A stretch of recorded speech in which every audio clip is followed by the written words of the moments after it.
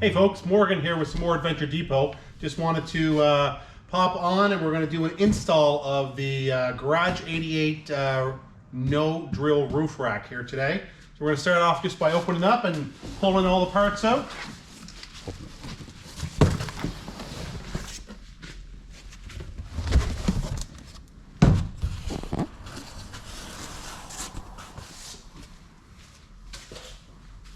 All right, as we take out all the different pieces here,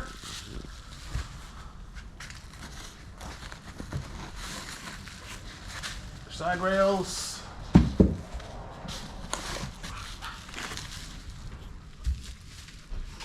and load bars,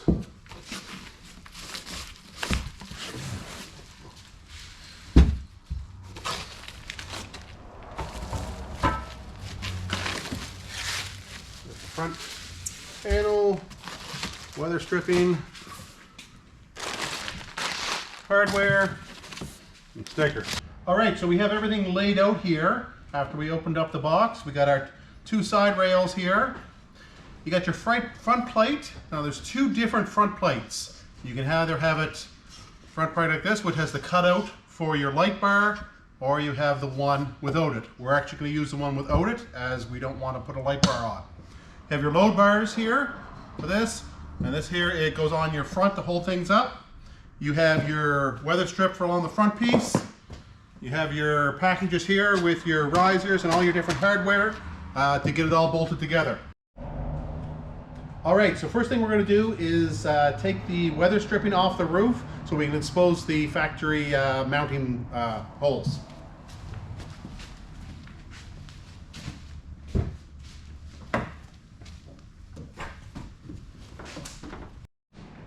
All right, perfect. So to remove this weather stripping that's up here, they're fairly simple. You can deal with just your fingers. You get hooked under the edge. Watch, there's a couple little clasps right here, and you just start pulling back. And as you go, just make sure you're hooking the clasps. You'll find another one right here.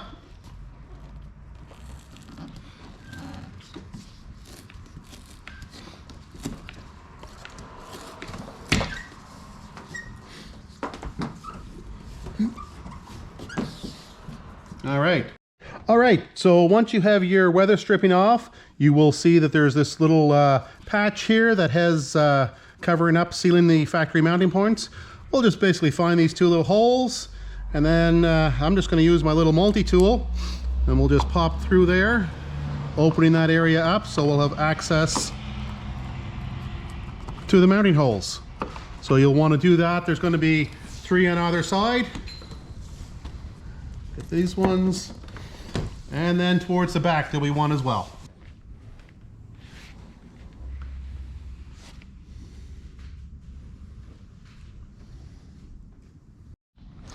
All right, to show what it's going to look like when it's done, you're going to cut a little piece out, something like this. This is from the other side.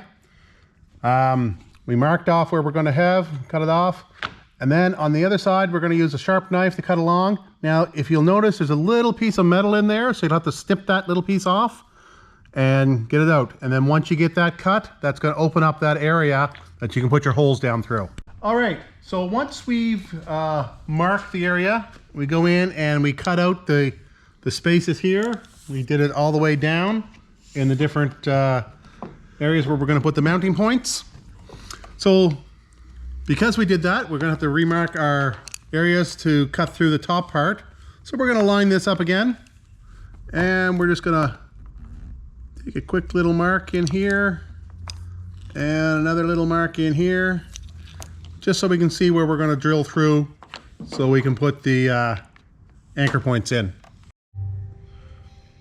So what we'll do is we'll just use a drill to punch the holes, and then we'll widen it out with a step bit to get us a lot closer to the actual dimensions of the riser. That way there, it keeps a nice tight seal, and if you put gasket maker around it, will seal it completely, making it watertight.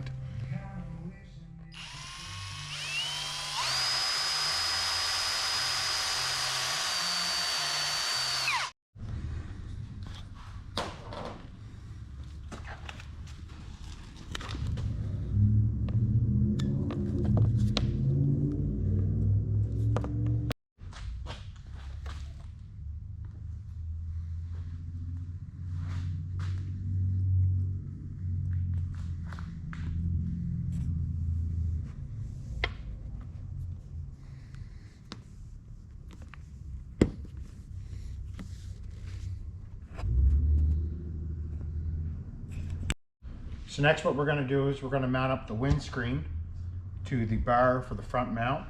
It takes an M4 hex key. What we do is we'll take and actually mount the lock washer, the washer through the faceplate and onto the T-nuts themselves. That way there we can just line them up and slide the bar in, because doing it the other way would be almost next to impossible. So what we'll do here is we'll line these up and slide them in. Just work our way straight across, and then we can tighten them up after we're done. It's not always the easiest thing to do.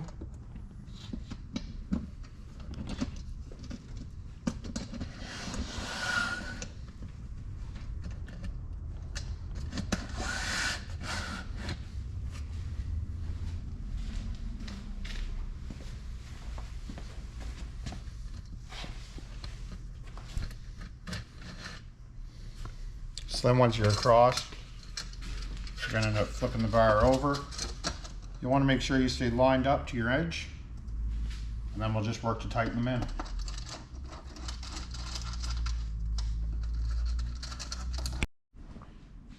Next step we're going to do is we're going to start assembling the rack. So we're going to start with putting one load bar in at towards the rear, so that way there we have some structure for when we put on the front wind deflector.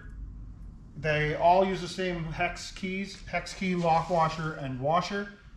That just allows you to not have to switch tools all around. So we'll start by getting those in on the back. You want to make sure to have the cutouts up, so that way there, if you add accessories, you don't have to remove the load bar itself to be able to slide in your T-nuts or a carriage bolt. You can just put it in yourself.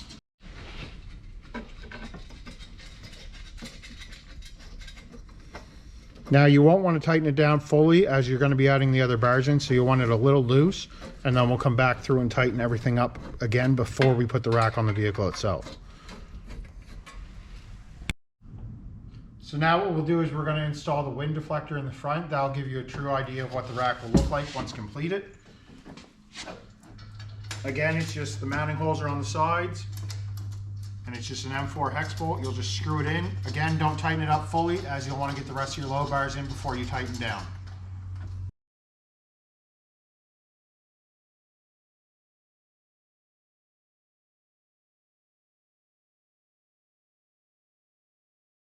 So before we go to put it on the truck, we're actually going to install the weather seal on the front, just to reduce your wind noise so you don't have any whistle or vibration come off of your rack.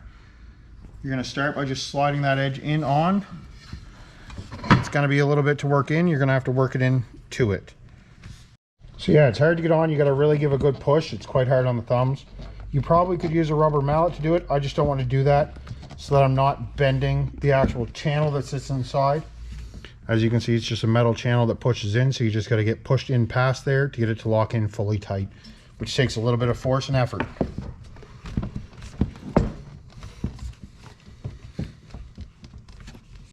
So now once you got it in, you're going to have to come in and actually measure out to get to the edge and trim back. So what I do is I just mark my edge, I get my snips, and you just got to come in and cut through that metal. It's not going to be easy. A grinder works well too. So we'll get that cut and we'll come back and show you how it looks. So one thing we like to do, as well as adding sealant to the threads, is we'll actually come in and lay a little bead around the whole hole, so that way there, when your pin comes down, it has some gasket around it so nothing's leaking in underneath. This isn't needed, but I recommend it just to make sure you aren't coming back to find a leak in your roof. And that way there, once your spacers sit on there, it seals that as well as putting some on the bolt threads, seal it on the inside, so that way there you're guaranteed to not have a leak.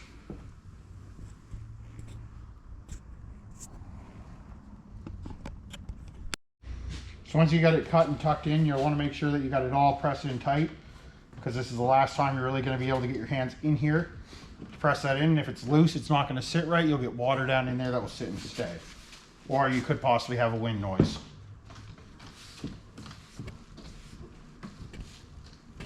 Okay, so now what we're going to do is we're going to actually put it up on the truck itself. I like to do it this way just because it makes it that it's easy. You're not dropping a load bar on a roof. One thing we do though is we leave your front bar loose so that you can turn it so you can access your bolt. As well as that back bar where it sits, you leave it just one side done up so that you can access that bolt to be able to bolt it down properly. If you were doing it by yourself, you would want to do it with one side at a time, putting it up and doing the bars across. I just find there's more risk of dropping a load bar onto a roof that way, and that's something we're looking to avoid. So as well as putting sealant on the bottom of the holes, we put sealant on the bolts as well, just to make sure that you will not have a leak on your roof. You're going to get into your lined up in your hole and then get it lined up down bottom of the bolt hole. The bolt hole can be a little tricky to find as it's not exactly centered and you're trying to find the hole through the blind because you can't look to see what you're doing. But it's not too bad once you get a feel for it. You'll be able to find it pretty easily. And there we go. Now we just got to get the other ones installed, tighten everything up, make sure we're straightly lined up, and then we'll be almost finished up.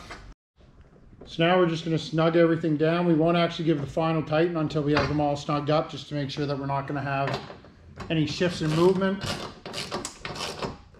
or any kinked up points where you applied too much pressure before the other end. So now that we're all installed and tightened up on the main racks, we're going to tighten up every other bolt, wind deflector, just make sure everything's secured down before we send it out the door.